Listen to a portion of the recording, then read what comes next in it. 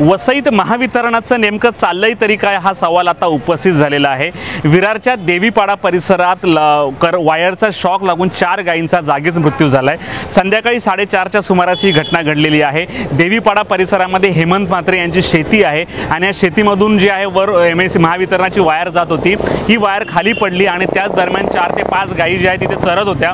4 गायींना जागीच live shock लागला आणि 4 गायींचा मृत्यू झालेला आहे। आणि याच शेतामध्ये 2021 साली देखील शॉक लागून एका गायीचा मृत्यू झाला होता।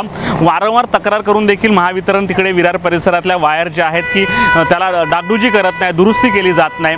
तर वसई विरार परिसरात गेल्या पावसात या 2 महिन्यात 3 ते 4 घटना घडलेल्या आहेत। नुकताच आरनाळा इथे एका वीज कर्मचाऱ्याचा ट्रान्सफॉर्मरला चिटकून मृत्यू झाला होता। तर तिकडे मर्सेस गावामध्ये एका तबेलावाल्याचा गवत काढताना मृत्यू झाला होता।